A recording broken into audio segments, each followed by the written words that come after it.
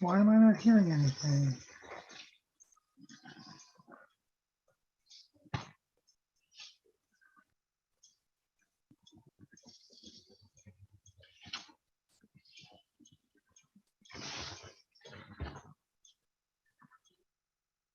I think you're muted there in the town hall.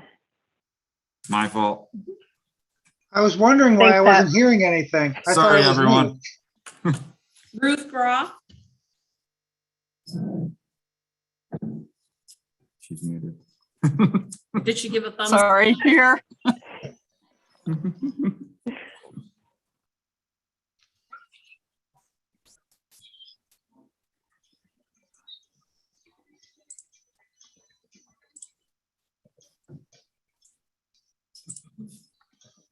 Let me start again. Oh, we're good. Okay. Bronwyn Lucy, Here. Joseph Wetmore, Here, Edward Levine. Here. So the item for tonight is can everyone hear me okay? Yes, no, yes, yes, okay. Everyone hear me out here okay? No? Sometimes these microphones and this other apparel we have on, it's difficult. So tonight's is item 4, discussion of cryptocurrency, proof of work operations moratorium. So Bronwyn and Joe, let Bronwyn go first if you want. This is a special meeting that you initiated the desire. So let's just give you the helm and go at it for a while, okay? Great. I want to just check that folks were able to watch the presentation I passed around from Irene. Unfortunately, she's not available to join us this evening, but I think the presentation gives a lot of background information so we can start to have an intelligent conversation about this really complicated issue. Was everyone able to watch it?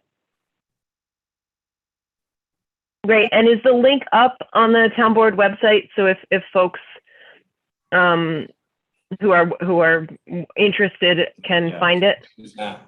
Great. It is not. It is. Oh. It is not. It is not as of. Oh, okay. Okay. Okay. But we're gonna get it up there so people can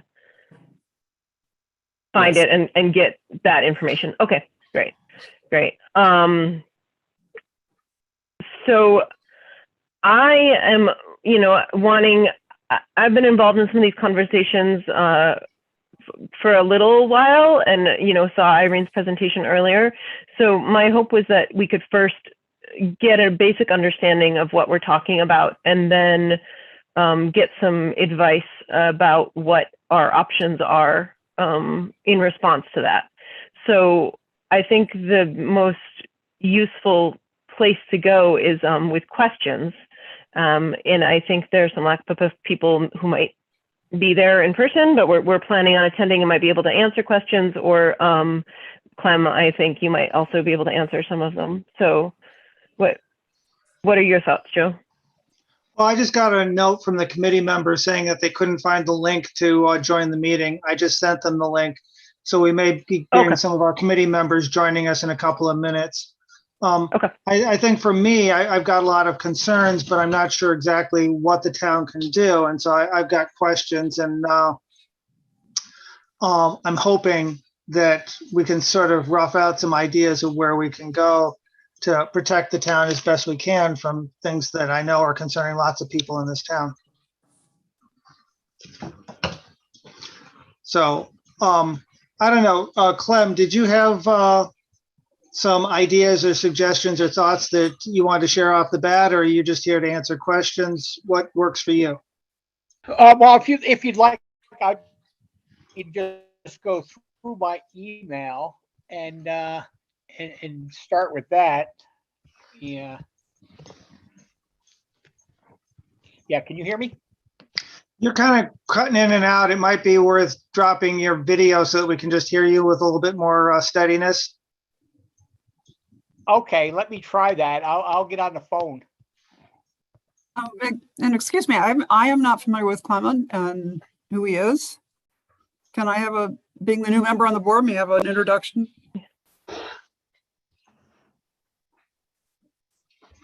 He is a consultant that we hired Sure. right around the Bell Can you still Station hear me? issue.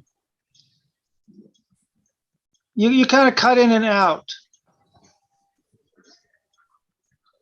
We hired him during the Bell Okay, Station let me issue. try to, Beauty of Zoom. That's okay. He has a lot of history in working with power companies and regulatory agencies, and he's here to kind of help us through some of those issues. I think Guy actually recommended him, but I'm not positive. It was either him or CJ. One of them had found him through their sources. There's a combination of both, actually. We're talking Okay. Bell Station land, and to get an experienced set of eyes on there as they're still going forward, I believe, between NICEAG and Spring Lakes Land Trust and the, Mhm. for lack of a better term, the old power plant.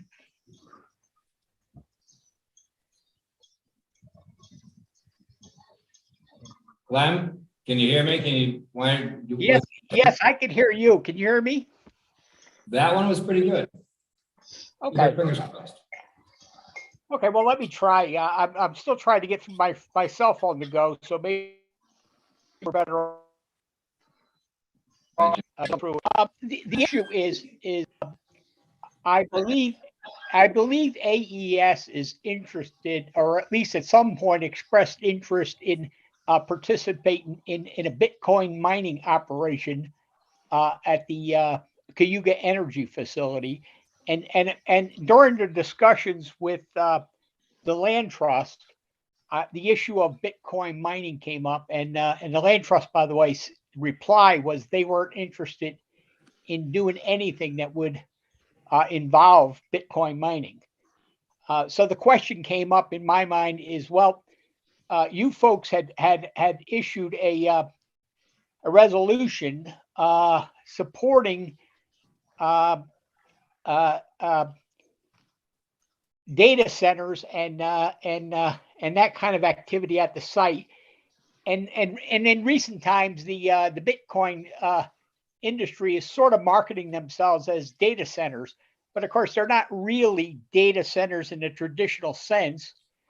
And so I sort of wanted to make sure that we could get some clarity from you folks on is Bitcoin mining in your mind covered by Resolution 2071, and if not, then I would be able to use that in my conversations with the land trust and anyone else that we're not directly supporting Bitcoin mining, or not. If we are supporting it, that would be okay too.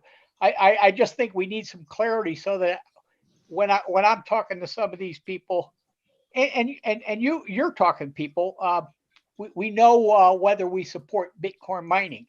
Now that said, by the way, is I did provide in my email some backup information. For example, there's a NIPA was looking at exactly this issue in 2018 and put together a PowerPoint presentation, and you can see that they go through some numbers, but in the end they said economic development. They concluded that high energy, low job creation projects, such as businesses conducting Bitcoin mining operations, do not make significant contributions to economic development. And then I think recently I sent something around that to CJ about New York State is also looking at potential moratorium on Bitcoin mining, again, primarily because it's a huge energy consumer and really creates very few jobs for the amount of energy produced or consumed. Well, let me try to answer your first question there, which is, at the time we passed that resolution in the spring of 2019, the folks at the power plant passed out a informational leaflet talking about what their plans and what their thoughts are. And I'm going to quote item 3D off of that leaflet. And this is a direct quote. "We are not targeting Bitcoin or any other cyber currency." So it was our understanding that the data center at the time was not going to be Bitcoin or any kind of cyber currency. And I have that in writing as, part of their leaflet. And so we didn't think Bitcoin was part of this when we passed that resolution. Yeah, and by the way, I didn't think so either. That's sort of why I thought we ought to at least clarify that point. Mhm. This issue is still evolving. There's no doubt about it, because I don't think everyone still agrees whether this is a good thing or a bad thing. I have my own opinions, but there is it isn't a yes or a no. There is a debate over the value of this. I do think the Power Authority got it right when they said it's high energy, low job creating projects that produce very little economic development. Mhm. Right, so. Rowan, you have any comments moving forward on this?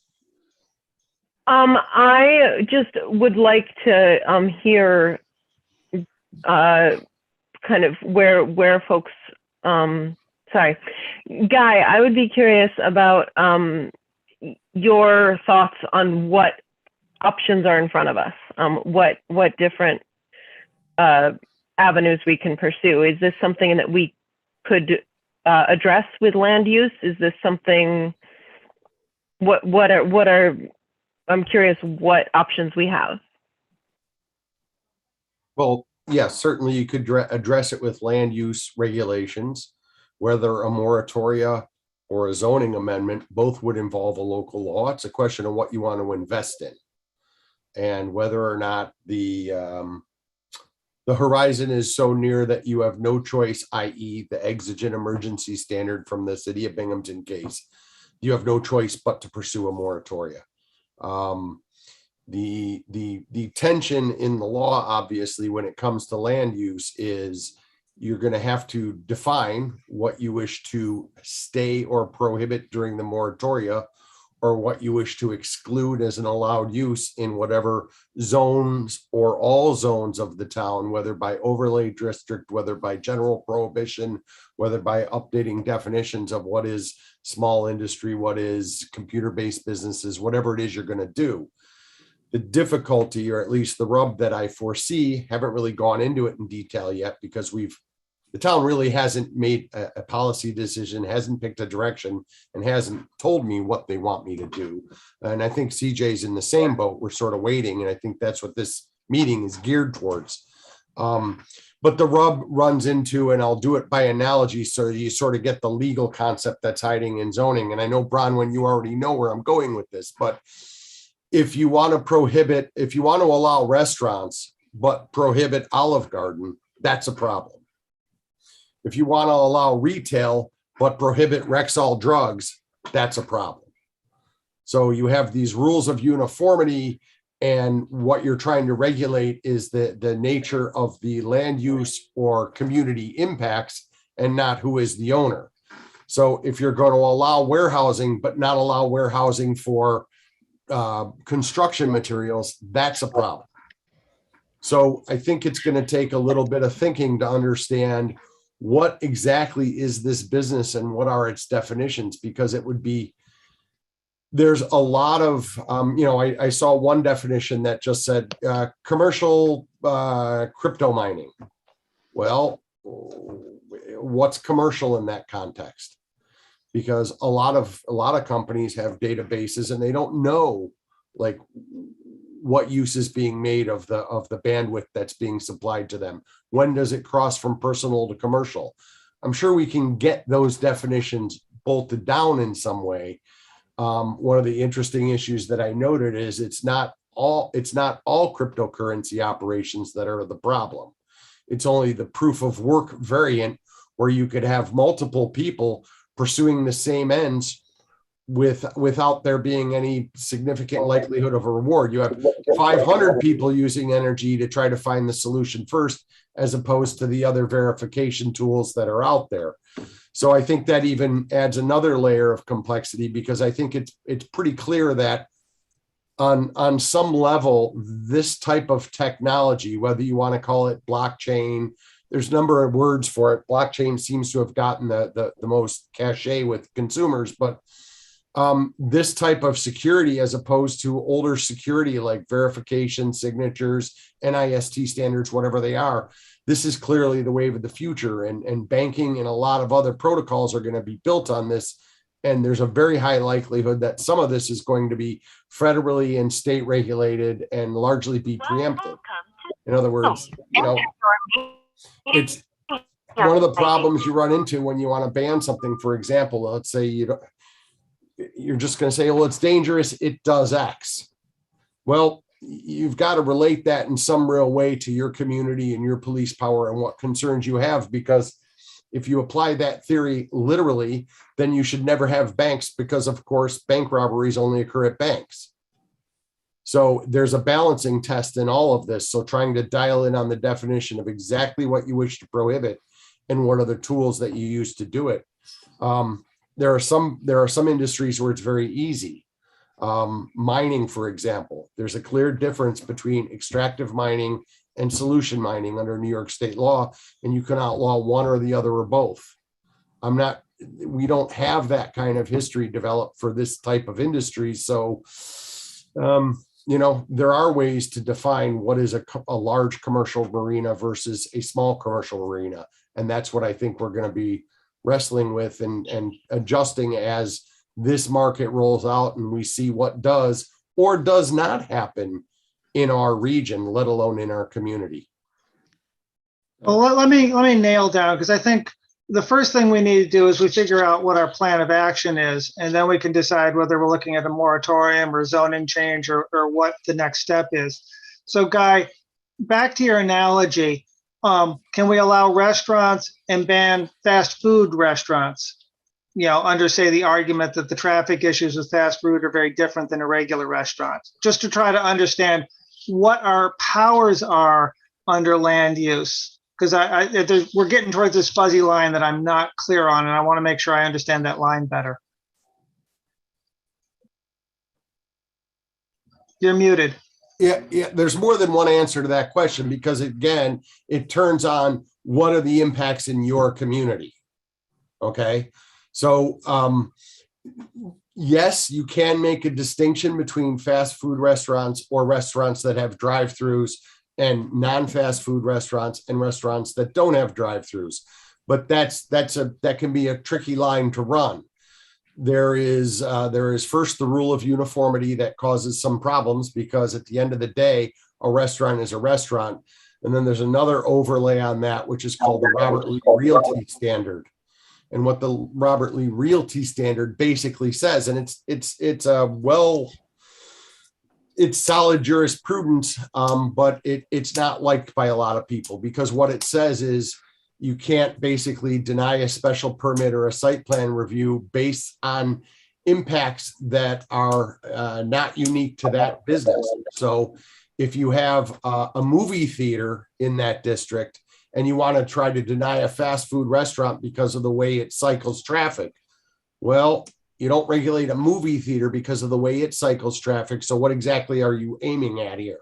Are you just saying we don't want McDonald's? Because frankly, when you boil the fat off the bone, that's pretty much what a lot of communities end up saying. We don't want this particular retailer, or we don't want that particular fabricator. And zoning doesn't let you reach into the owner. And it also doesn't like when you reach into the internal operations of the business, as opposed to regulating the land use impacts, siting and review of the business itself, the shape and form of the building, yardage and setbacks, the nature of the uses, and then regulating to mitigate those impacts, and in extreme cases, deny the use.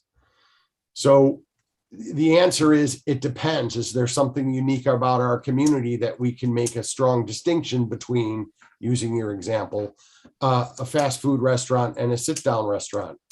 Because what's fast food?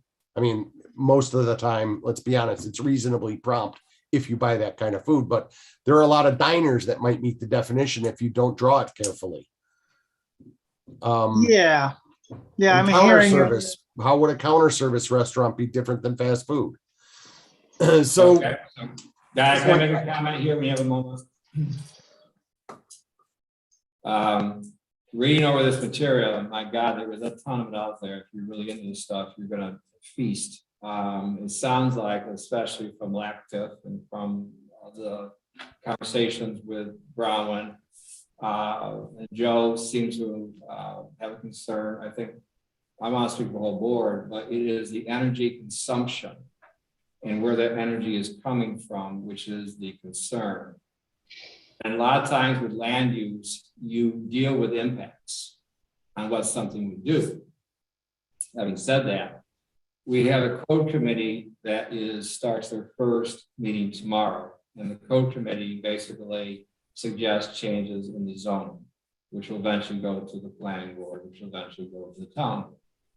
And one of the things I would bring up tomorrow as the chair of this is to look at this very closely and put parameters in of high energy consuming and low job creating businesses. To word it that way, because it is the consumption of this energy at such a high rate that is a concern, especially at the source. Now, 20 years from now, you're all still alive, we're going to be 100 probably plus. I won't. But when they have solar panels that can generate 1,000 megawatts a day, this would not be a concern. If this was clean energy coming in and self-sufficient, but it isn't.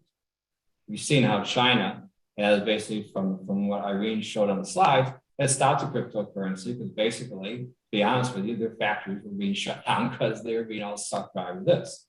And so consequently, they have stopped crypto mining or Bitcoin mining. So anyways, my question to you, Guy, is there ways we can put parameters in a zone or in Lansing saying that high energy consuming businesses, and we can dictate what those would be, give parameters, and low job creating, I don't know how you want to do this, but there's definitions to put in these things. Could put that into a zone and say these things are not allowed in Lansing. And can that legally be done? And most importantly, can it be defended? I'd rather go that route for the next 6 months as opposed to put a moratorium, or you put a moratorium in place as long as there is an action plan in place. So at the end of that moratorium, something's done. That is the only concern I have with a moratorium. I'm in favor of this. I have no problems whatsoever as long as we have an action plan in place. So when we come out of this, it might be premature, we have precise guidelines, what is allowed, what is not allowed. And let's face it, right now, as we transfer to other sources of energy, and I know nuclear has been mentioned again, but okay, or it could be nuclear fission, fusion, who knows what's going to happen. And my God, the microwave wasn't here 50 years ago, for God's sakes. So whatever that is for right now, to protect the town, because it sounds like their concerns are a much broader brush, is this mass behemoth of energy consuming. I'm not of this business, okay, not of the power plant company, whatever you want to call it, because they're not doing that here, but just in general of this power consumer. Because like I said before, if this wasn't happening, we wouldn't be having this meeting, in my opinion. They go about their business. So I'm just planting that seed out there to see if that is something that we can put together and this discussion, because I know, Joe, you're going to be at the meeting tomorrow, and we'll see where this goes if we can put those parameters in place. That's all for now. Well, I would like to hear Guy's answer to Ed's question of, can we do something talking about energy use ratio to amount of employees? Is that within the town's land, or are we starting to tell the restaurant that we don't want McDonald's in our town? Well, there were two things Ed brought up, and the first one is, my answer is, I don't know. To me, that sounds more like the justification for what you're doing and not the regulatory parameters for what you're doing. The regulatory parameters you would have to exercise. So if you want to talk about something that may have high energy usage but low job creation, you might be describing an awful lot of daycare centers and nursery schools. Not on the same scale, but how do you ratio that? Is it number of employees per megawatt hour? And I just can see a lot of problems with trying to, with that broad a net. What I think might be better is to just not allow land uses in town that you do not want in town, but not to do it on a cherry picking discriminatory basis, but to do it on a policy basis born in your comprehensive plan, promoting employment, promoting energy conservation. Those are all tools that you have. And I think to Ed's point, I think he's touching on what the policy reasons are, but I don't know how to write that regulatorily, so to speak. The second half of his question, I think, is a little more germane, and that is, if you accept the premise that a moratorium is by definition short-lived, they generally should not last over a year, 6 months, a year. There are cases where they go much longer because it depends on the complexity of the subject matter. Here, the subject matter is complex, but the regulatory solution is not necessarily complex once you get the definitions padded down. My concern is if they're 2 to 3 years minimum from breaking ground, not that someone else might not pop up and do something, but if the power plant is 2 to 3 years minimum from breaking ground, given everything that's going on, do you want to use the time that you have available, sort of the last ditch safety net of a moratoria, now, when your quote unquote year or so will run out long before they ever need to put in for an application on anything? I guess if the answer is you get the regulatory tools in place, then it doesn't really matter. But on the flip side of that, if you can get the regulatory tools in place before they break ground, then why are you spending time and effort on a moratorium as opposed to just changing the zoning? If you assume that they're going to require an equivalent amount of work, which I think they pretty much would. So I think that's the tension. Thank you. And I'd like to kind of follow up on that a little bit, Guy. It seems to me that to write a moratorium, you're going to have to make the same regulatory distinction that you would have to make were we to allow it long-term or not in the town. And so I'm wondering kind of where the board stands with that and what guidance we want to give the codes committee and or Guy to move forward. Just to say, I think the moratorium you can paint with a broader brush. Okay. But at the end of the day, you're still going to end up having to come up with some of the same definitions, and you're still going to have to try to identify that which you will seek to put in place during the period of the moratorium to justify its existence. A zoning change to do what? So I know one of the examples that was distributed actually was a law that allowed this use only in particular zones. And I'm like, well, maybe that's on the table. I guess the town hasn't really reviewed that option yet, but from what I've been seeing, there are a number of people who don't want it anywhere in the town. I'm sure there are variable opinions on it, but the people that I've spoken with on the town board are not in favor of this one brand of blockchain mining anywhere in the town. And the flip side of my concern is there, whether we see it or not, is there a connection between being able to undertake this business operation, whether they actually do so or not, and Bell Station and the broadband fiber line? Is there an invisible link there that we're just not seeing? And, do you end up throwing out the baby with the bathwater, and is it worth it? Those are really policy decisions that I think the board has to weigh. So if I may interject here, being our last meeting of the Ithaca Area Economic Development, I think I've got those acronyms right. There was a subcommittee looking at those proposals for the dark fiber. So my understanding is that cryptocurrency and data center, it's not all or nothing. If cryptocurrency is not an option, I believe the data center will still be a reality. It'll be evolving into other businesses. This is just an infant stage. Once again, we find out as this thing gets ground, what happens is that you find other sources for it, because now here it is. I use the analogy of the microwave. Hated it. All of a sudden, I can't live without it because you find all these different uses for it. Same type of situation. Look how the whole business has evolved. Same situation with this. So my question to you is, can we just not allow it? Just not allow it. The cryptocurrency. We don't want it in this town because it doesn't matter if the power comes from the east or comes from the west, the power is still being sucked in here someplace, right? That's not the issue. The issue, I think, in my opinion, is the massive amount of consumption that's possible and where the source is there, because it's not all green energy coming in right now. Can we just simply say it's not allowed in Lansing? Cryptocurrency, Bitcoin mining, whatever you want to call it. As long as you get the definition down well enough so that you're catching that which you wish to catch and not all other industries, I think you can pick and choose what you want to allow in the town.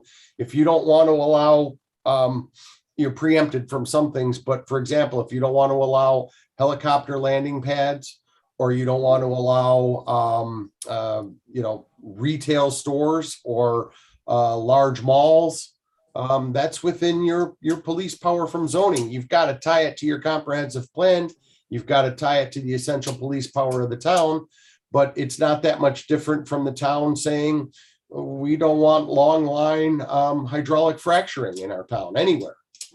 It's really sort of the same thing. It's just not as easy to define because it's a much more nebulous industry and it doesn't necessarily have a place where it must land. If you're going to drill a Trenton Black River well, they got to unitize it. They got to spend years developing a site. It's easy to know what those land use impacts are going to be and whether you want it or not. This is more nebulous. It might even be harder to figure out whether someone is engaging in this type of business at a data center. But if you want to prohibit a particular industry from being in your town, whether it's leather tanning or aluminum smelting, you do have some pretty broad authority to do that. Well, I think this will be one of our discussions tomorrow morning, probably the first thing on our agenda. Once again, how do you get the yes on this?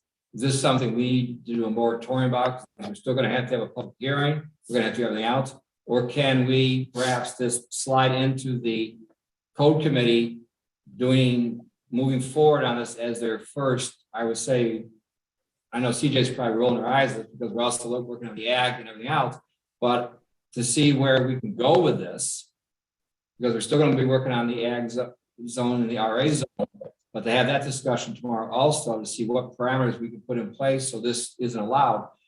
And if things change, we've done that with zoning here before when the economic situations change because of density.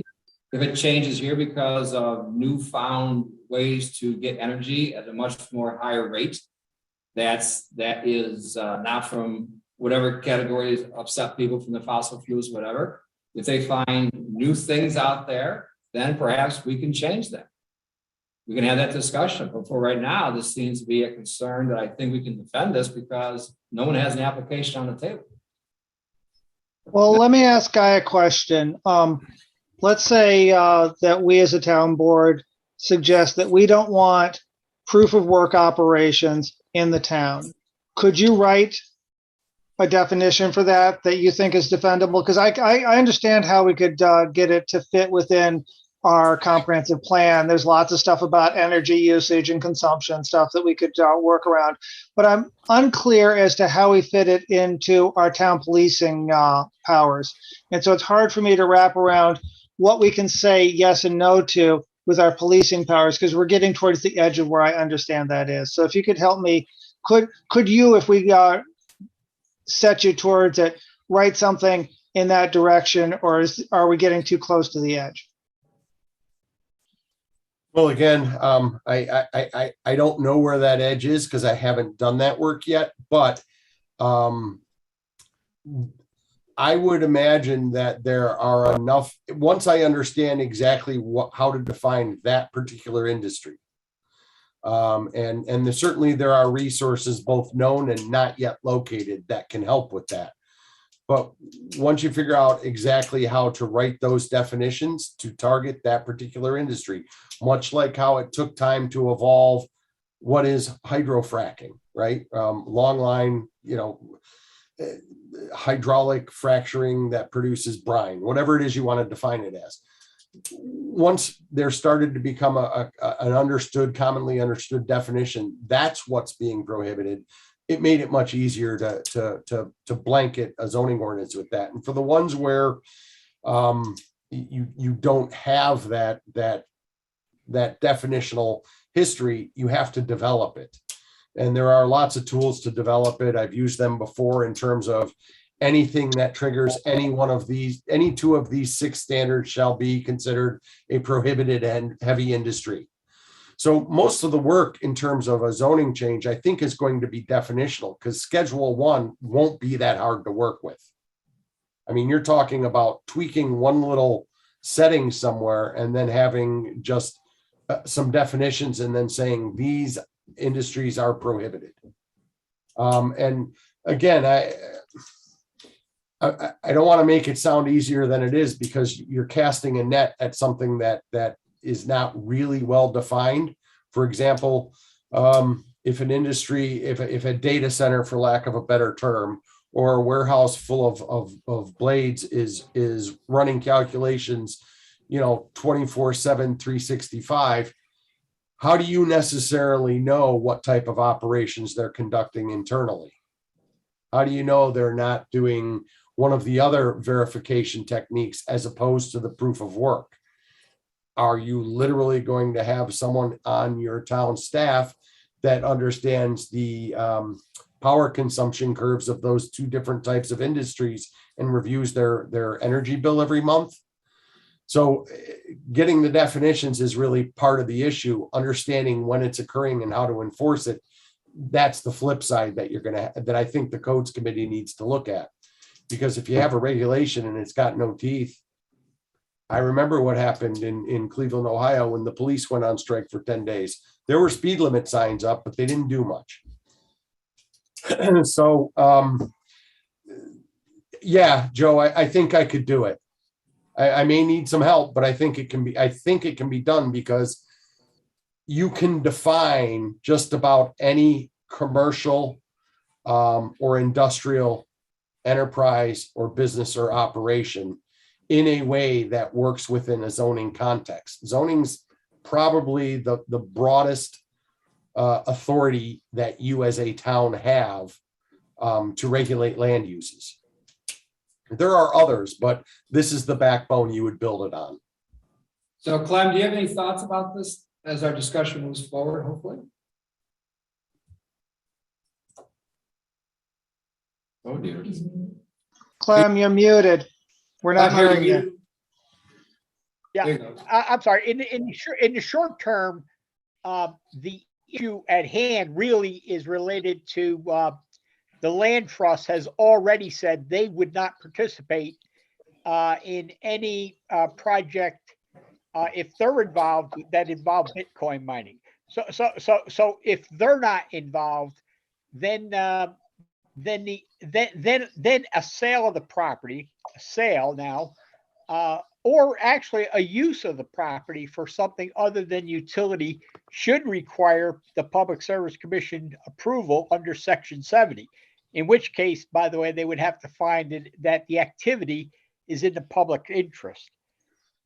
So I think we have a natural way, particularly as it relates to this project, in the short term. The question is can somebody find a creative way around that? And that I don't know. I'm concerned about what happened with Weitzman down in Owego, where he said we can put a bunch of shipping containers down on a piece of property. They're considered temporary, and fill them full of computers and not have to have any kind of site plan approval or any kind of regulation from the town. And he's just setting up his Bitcoin operation with no town input whatsoever. And in our regulations, that kind of operation can happen in the RA zone only, which is where the power lines run through. So in theory, someone could find some property near one of these power lines, toss a bunch of shipping containers down, and we would have little if no regulatory authority over that. And I'm concerned, having watched it happen in Owego.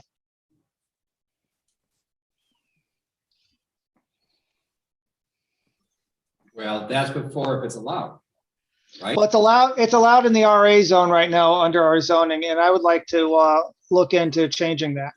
I think that's where we're leaning towards, I think, is to basically not allow that type of, the industry, but that type of practice in the town of Lansing. Yes. And But- I think Joe makes a really important point, though, and that is that's what you really want to do when you define these regulations and develop this kind of stuff is find the loopholes. I think Clem brought it up too, is how does someone get around it? Well, look, if for lack of a better term, if someone is really determined whether it's being motivated by cash or otherwise, they will frequently find their ways around zoning. That's why we have to do enforcement. So a lot of communities have had exemptions for buildings that are not in a particular place for over 6 months or classified as temporary buildings. And I think the growing consensus is that just because you build it out of steel poles and put tent fabric over it doesn't make it any less of an impact. It's the actual use that's made of the structure, temporary or permanent.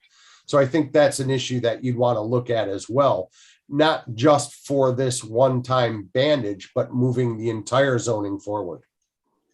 Well, I'd like to bring the other board members in that haven't had a chance to maybe speak on this to see what direction the board wants to go. Do you have any thoughts on this? I know there's a lot there. Yeah, it's an awful lot to absorb.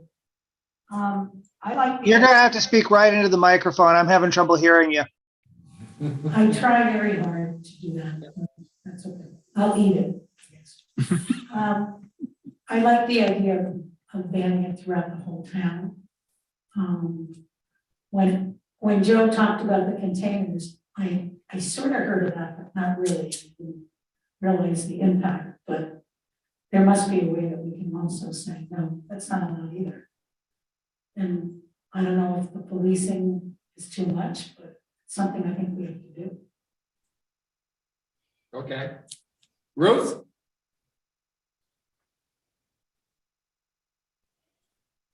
Yeah, I'm trying to take all of this in, and I'm wondering when you're talking about the energy consumption, if there is a way to monitor that, like set limits on the amount of energy that can be used, I don't know, by day or week or month. I don't know how it would be done, but that's my question is how can you monitor that? And there should be a way to monitor it, but I don't know what that would be. But I think this is a very complex question, and I think we're not done with the discussion. So I don't have too much more to say. Okay. Bronwyn? Any more thoughts? I would be interested in requesting that Guy pursue writing this definition and helping us draw that line and having the codes committee discuss what that would look like in enforcement practice and such. Okay. Okay, so that'll be fine. We'll be talking about that, what, tomorrow at 8?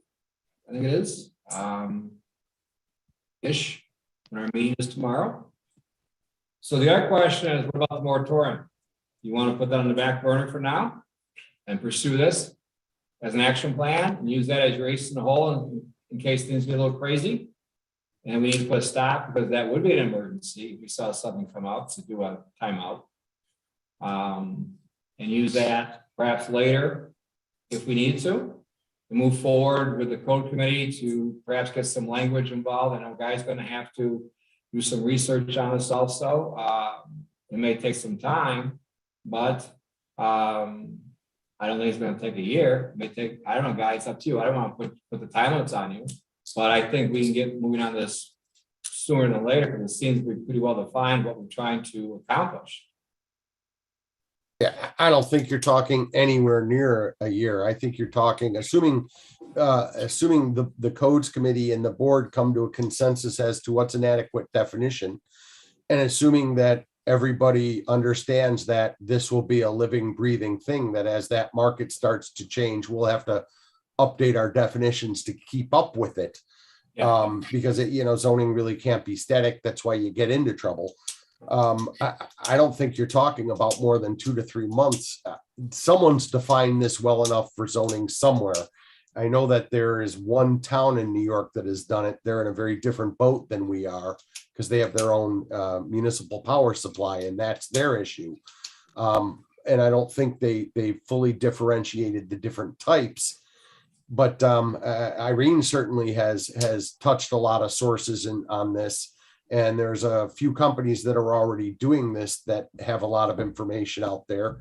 So between, contacts with other attorneys and industries in Silicon Valley and Polymer Valley, it's very likely that I'll be able to contact someone I know and get help, as well as relying on Clem and CJ and what the planning resources are available. And, it sounds like the town really sort of want to make this happen and then look at what the result is and see whether it's acceptable and should be adopted, or whether it's going to need more work and perhaps therefore justify a moratorium. That's really up to you. Well, I'm assuming that you're not going to be able to give us a rough draft of a definition tomorrow morning for our meeting. What kind of timeline do you think it would take for you to, give us your first draft of, here's what I think? Trying to look at what else I have cooking. I literally think that I could have something later in the month. How about we shoot for our March meeting? Have something and maybe send it out. Well, I'd want to be, not that I want to say that that's a bad idea, but I'd want to be in a position to have something for the codes committee to look at before the March meeting. I was gonna finish. Okay, sorry. That's okay. That's okay. We're making good progress here. That perhaps if you have a chance to get it done ahead of time, I don't want to put pressure on you. Then you can send it out to the code committee to review, to be able to discuss this at our March meeting.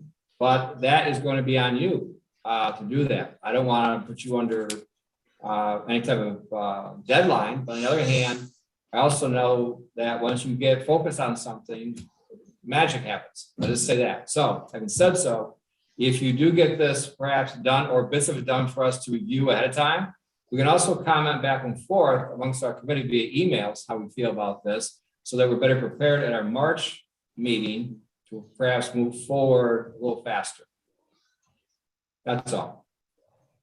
Well, I understand you don't want to put a deadline on things, but the nature of municipalities and the nature of work is deadlines are a reality. So I think probably, at least as far as I see it, though I don't make the decision, I think the codes committee can scope what they want done. And then I'll work on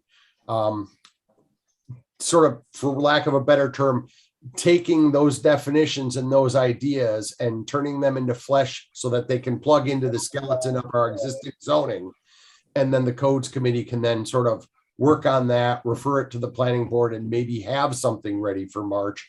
You could maybe, even if progress is made, pre-schedule the public hearing. Technically, you shouldn't schedule a public hearing without there being a draft, blah, blah, blah. But I think in February, you could likely look at a draft because I don't think it's a matter of writing something from scratch. I think it's a matter of pulling what already exists from the proper resources that will work with what this town wants to do, given that we have lakes, that we have streams, that we have a particular style of zoning ordinance. We just have to find something that works for us, because what So the works in process- Texas Panhandle isn't really what works in New York. So the process going forward is that this advisory board, which is the code committee, will give the advice to the planning board to look at. Is that true? And then for the planning board, it will go to the town board for approval or changes or whatever after you have a public hearing. Is that the process, I believe, or does it bypass the planning board? Well, I don't see a reason why we can't have it at our codes committee meeting the first week of March. Then it goes to the planning board, which would be on the 14th, in time for it to come to the town board on the 16th. right. I mean, we'll see how the timeline shakes out Yeah, based let's on what see. the code committee wants to develop, but the process is that the codes committee is advisory to the town board. So it should send it out to the town board and the planning board simultaneously, in my opinion. But if it's a zoning change, then our zoning says the planning board reviews it. And they've run into enough land use variations on the theme that their input would be both wise and necessary. So my gut would be that we have a working draft, that we have something to review well before the, at least a week or two before the codes committee in March. We scope out what that's going to be at our codes committee tomorrow, at least as best we can. CJ and I, whoever you wish, gets tasks to building this thing, because I don't think I should be building zoning without consulting our professional planners. Once the codes committee has a draft it likes, it may not be the final draft, but as long as it's, reasonably complete working draft, my view would be send it to both boards.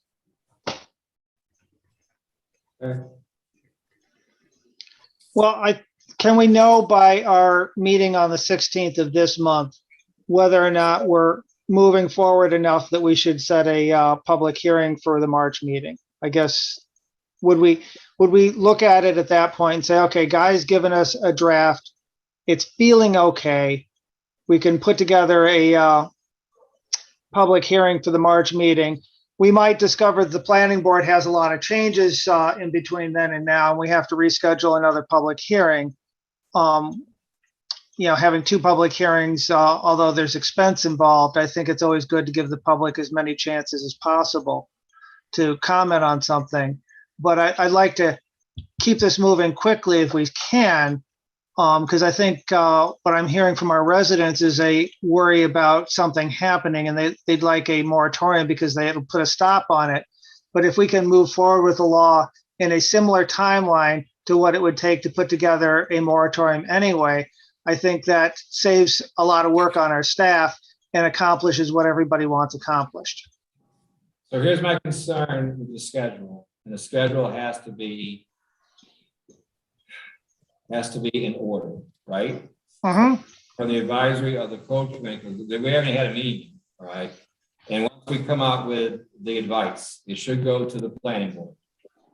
We have the option as the town board to say, look at, and I'm not saying they'll do this, but if it isn't done in a timely matter, just like we have with the RA zone we talked about, then we'll just pull it if we have to, but I'm sure they'll respond. I don't think 2 days or 2 weeks is respectable. Let them decide if this is acceptable or not, and then we can set the public hearing. Let's see how they do with this next meeting or so. But I think we need to set a tone also that the procedure going forward is code committee, planning board, town board. And once we get that cycle in place, I think it will move fast. Right now, there is nothing out there right now. And like I said, I think now that we're actually showing effort, I think that's defendable. Okay, so you're looking at April is when this would move forward, from what I'm hearing. Is that what you're thinking? Well, once again, the more things you have in sequence, if something stops, it slows everything down. I'm not saying that. I'm simply saying that, yes, for this, I would probably be looking, I'm not promising it, but if we get something together and be comfortable with it at our March, right, the first Wednesday, Thursday in March, for the code committee to pass it on, which works out quite well, for the planning board to look at it in March, we can set hopefully our meeting at March for April. That's aggressive, that's optimistic, but I think we can do that.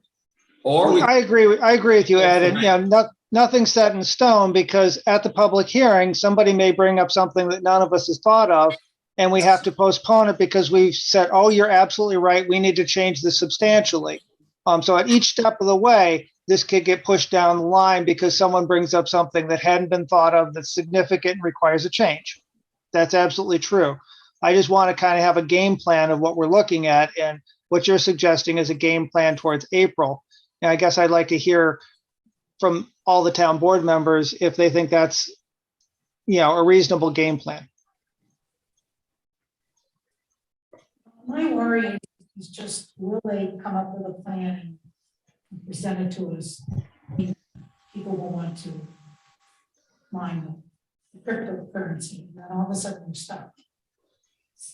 I hate to say it, but it's similar to some things that have happened in the past where we really would want it, but it was too. I'm having trouble understanding you, Andrew. I said my worry is, will we in the near future be given an application from these people who want to do the Bitcoin mining? And then all of a sudden, we haven't acted on it and we're sort of stuck. That we have to review their application and we can't turn around and say, no, we don't want this in our town. Does that happen with another project? And then all of a sudden, whoa, there's already an application, so we couldn't do it. Rowan? Yeah, I would be inclined to, since Guy is thinking that he can get a charge tomorrow and then get the draft to the codes committee, which you're saying meets on the first Thursday, is that your meeting Yes. date? And so if you, that would be March 3rd, right? March 3rd. And then, and Tomorrow. I'm sorry, tomorrow is our first. I'm sorry. Right. Yes. The first one's tomorrow. I'm thinking if you get the, the codes committee, if you pull together and say, Guy, go this way, this is what we're looking for. And then there's, email correspondence and such. And you look at it at the March meeting, the codes committee looks at the March meeting, passes it forward to the planning board, who can look at it at their March meeting, which is before the town board meeting. And when the codes committee passes it forward, it comes to the town board also. So we're seeing it in that draft and we're part of the conversation, but with the awareness that planning board's going to review it and make sure that we're not missing anything major or something. I think we should plan on doing the public hearing in March. And I know that's pushing it and optimistic, but I think I share Andrew's concern that we don't want an application to come up while we're doing this. And so if we're going to be making the definition and doing the work, let's go ahead and get it done. Ruth? Well, I'm of like mind with Andra and Bronwyn. I'm a little antsy and I want to make sure this gets done in a timely manner. So I would rather see it done in March as well. Okay, if you're concerned about the timeline, you want to make more comments, Joe? Or you want to just move on? I like the idea of trying to move towards March, and I understand, I think everyone else does, that if we hit a roadblock, we may have to move it further. But if we aim towards March and have to push it to April, I think that's a better policy than aiming towards April and having to push it towards May. So Guy, let me ask you this. If we were to put a moratorium in place for this cryptocurrency Bitcoin, what would be the time frame for that? We'd have to set the public hearing in February for March. Well, you basically, up until March, you'd be running on the exact same time frame because you still have to develop the local law. You shouldn't call the public hearing until there's a draft local law. It's still got to be referred to County 239, the planning board. So your timelines aren't running any difference between the two. The only hiccup that you could run into in terms of timing has nothing to do with drafting definitions, drafting local laws, or 239 reviews.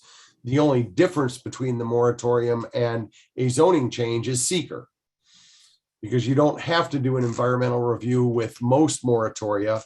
And for a zoning change, depending upon how comprehensive you want it to be, it's either going to be an unlisted or a type 1 action because you have an existing zoning plan.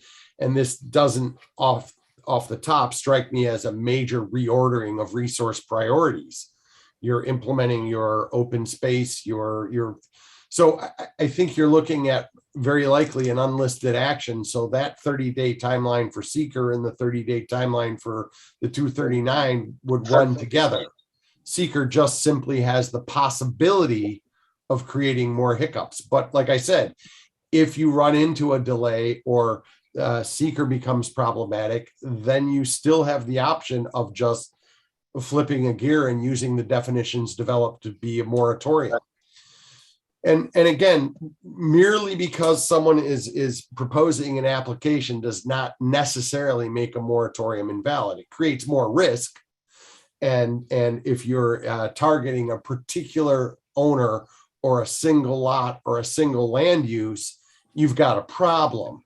I'm not sure that we're targeting a single lot or a single application at this point. And there's a lot of case law about what happens when the zoning change is already underway and someone comes along. And that's where you get into, and I don't want to get into it here. I can explain it better at Codes Committee, but there's something called the vested rights doctrine.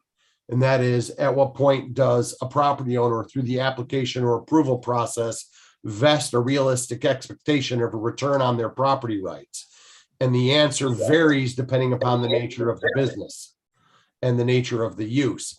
But if the zoning change is already pending and they walk in knowing that the zoning is going to be changed, unless the town proceeds in bad faith, usually the vested rights doctrine is going to allow a moratorium to take effect. Again, bad faith can be any number of things. But here you're talking about a townwide zoning change. You're not trying to affect parcel 23 on Jones Avenue. So they're qualitatively different things. Is it fair to say that the zoning change is in process right now?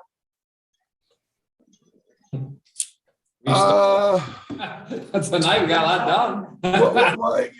The short answer to me is it is, because I just heard 5 town board members say that they're referring to this to the Codes Committee to direct scoping and proceed and hopefully target a draft local law for delivery and review and consideration in March, which is a month and a half from now. Guy, do we have to have a motion to officially do that? No, you're referring it to the Codes Committee to do what they're supposed to do as an advisory body. They're supposed to be looking at these kind of land use issues in local laws. Okay. I think what Ed's asking is, do we have to refer it by a motion, or is 5 of us just saying it independently enough? No, advisory referrals between advisory committees usually aren't that formal.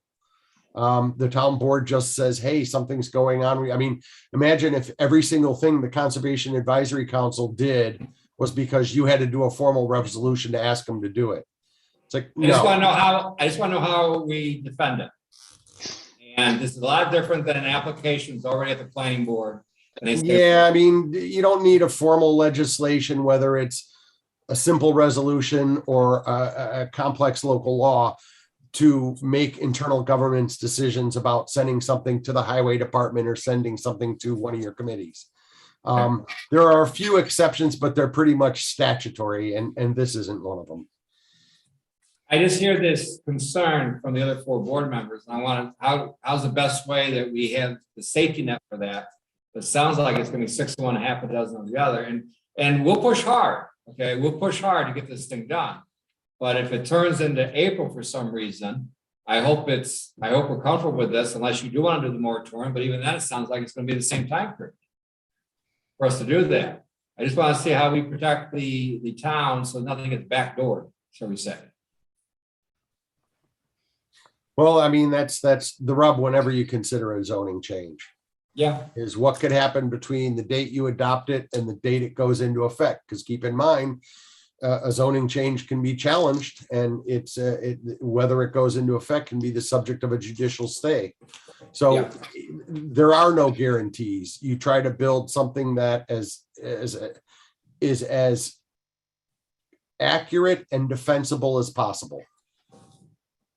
All right, so we have an action plan to move forward, and hopefully we'll set the public hearing in March for April.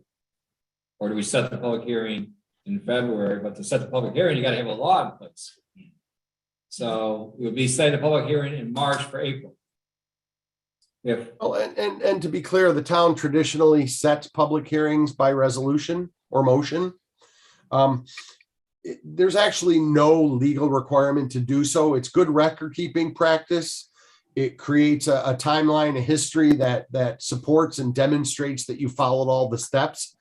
But the actual requirement for a public hearing has to do with publishing it within a particular time frame, not passing a resolution to declare the publication at a particular time. So I like the tradition of doing it by motion because it creates a paper record. It creates a paper trail that helps you in the event you have to recreate history 10 years from now.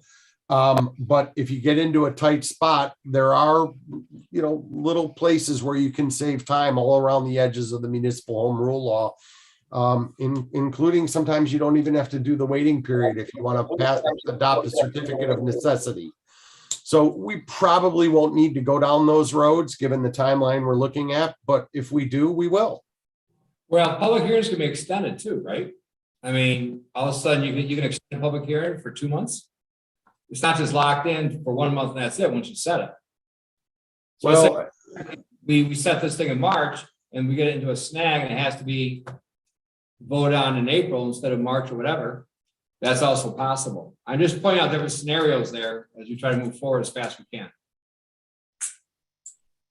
Yeah, and I would say if we set it in March, but we aren't ready, we hit a snag, I think still getting public input would be useful then. And then we can, have it set in March, we get public input, even if it turns out we don't have the full law written, it'd be great to have folks' thoughts. And then we set another one for April rather than holding it open, close that one, set another one. Yeah, things to do it. All right. So anything else for tonight then? Are we comfortable? We made progress? Sounds like sounds like we're trying to address the concerns of the people who have shared their views with us. Okay. So as of right now, we won't do a moratorium, or will we? We'll hold that off. Hold it off. Okay. All right. I agree. Hold it off, but let's streamline this as quickly as we can. Well, don't you worry about that. I think between you and I, Joe, we can nudge, guide, whatever, move it forward. Because I think that the board as a whole wants to have this done sooner than later. And I think we'll be respectful to the other people that have to observe it. Can also say it's time. Okay. I think Guy's got the nudge from us already. Well, is there anything else we need to talk about tonight, going to executive session? Or anything? I would just ask Guy if there's been any movement on the executive session stuff that we talked about last couple of weeks ago, whenever that was. Yes, and without going into detail, one of the pieces of property has been reduced to agreement between the two parties, one of which is obviously the town. And in principle, it's within the parameters that were set by the town, but if you want to formally approve that contract, it would require town board approval. Obviously, the contract itself would be public once approved, but discussion about the ins and outs and legal advice pertaining to that contract, it would be appropriate for executive or closed session, but you can always do it in open session if you wish. I think it might be worth going into executive session for a couple of minutes, just get a quick update, get Ruth up to speed on all of it, and then we might be able to make a movement at our next meeting.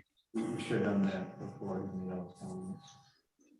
Okay, so is that you, Joe, making a motion to go into executive session to, I don't want to put this word in your mouth, but briefly update and discuss a land purchase contract where discussion of the terms and price would affect the viability of the contract? That sounds like what I was thinking. Someone want to say second or? Someone needs to second it. I'll second. Okay, Oh, Thank you. all in favor? Aye. Aye. I want to thank Clem for coming to our meeting and helping out. I appreciate his thoughts as always. Absolutely.